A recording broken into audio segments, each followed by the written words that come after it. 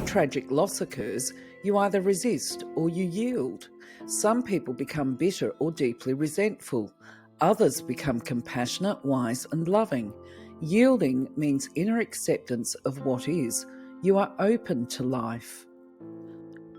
When you lose touch with yourself, you lose yourself in the world.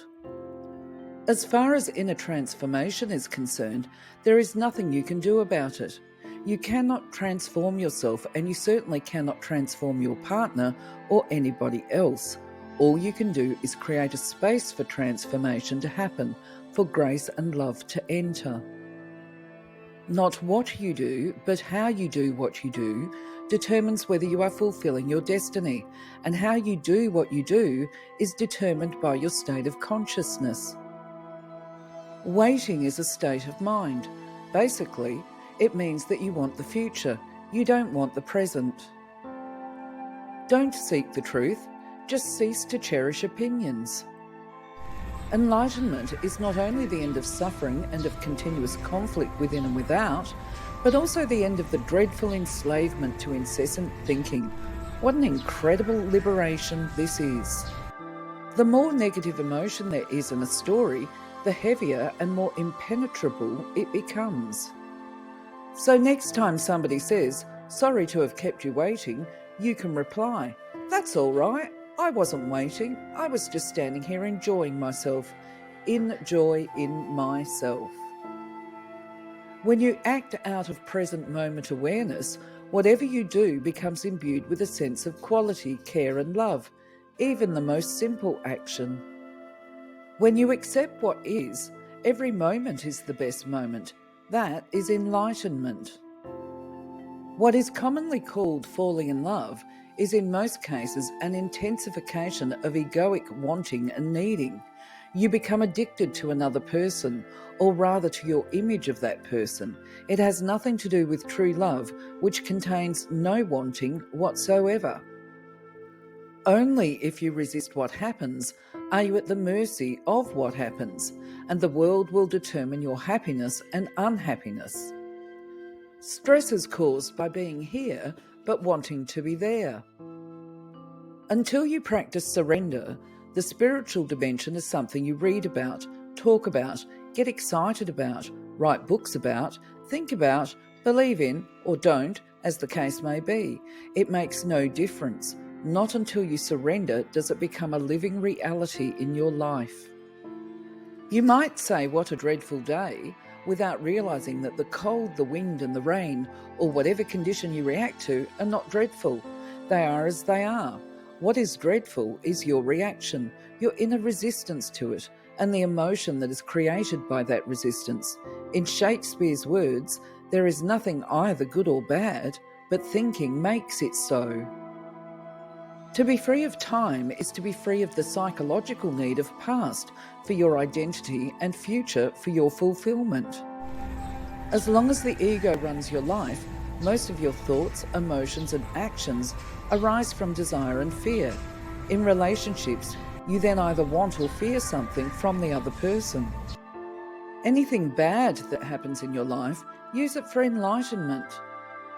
When you are enlightened, there is one relationship that you no longer have, the relationship with yourself. Once you have given that up, all your other relationships will be love relationship. Spiritual seekers look for self-realization or enlightenment in the future. To be a seeker implies that you need the future. If this is what you believe, it becomes true for you. You will need time until you realize that you don't need time to be who you are. Unease, anxiety, tension, stress, worry, all forms of fear are caused by too much future and not enough presence. Whenever you feel superior or inferior to anyone, that's the ego in you. Death is not an anomaly or the most dreadful of all events, as modern culture would have you believe, but the most natural thing in the world, inseparable from and just as natural as its polarity, birth. Body awareness not only anchors you in the present moment, it is a doorway out of the prison that is the ego. Death is the stripping away of all that is not you.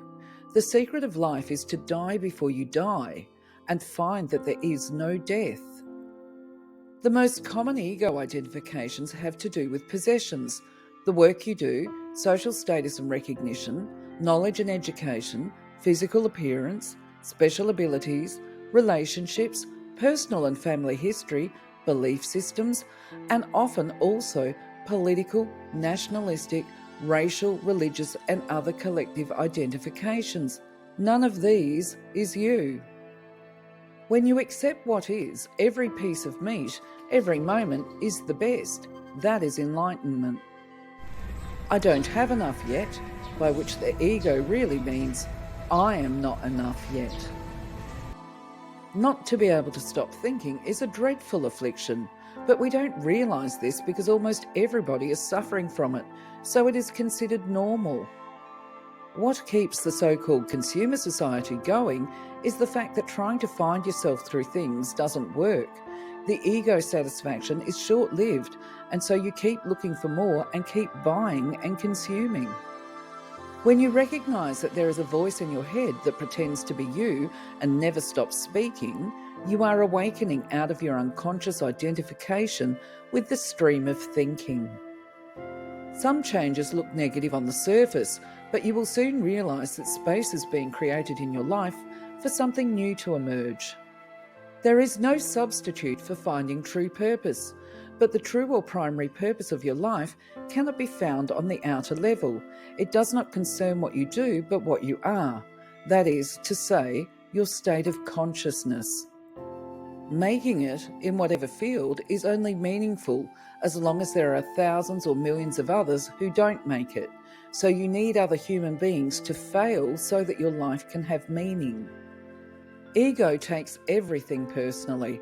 Emotion arises, defensiveness, perhaps even aggression. Are you defending the truth?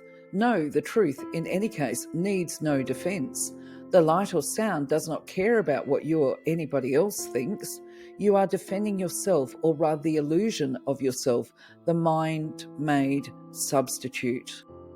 If you really want to know your mind, the body will always give you a truthful reflection. So look at the emotion, or rather feel it in your body. Nobody's life is entirely free of pain and sorrow. Isn't it a question of learning to live with them rather than trying to avoid them? You are here to enable the divine purpose of the universe to unfold. That is how important you are. When you no longer believe everything you think, you step out of thought and see clearly that the thinker is not who you are. If you had not suffered as you have, there would be no depth to you as a human being, no humility, no compassion. You would not be reading this now.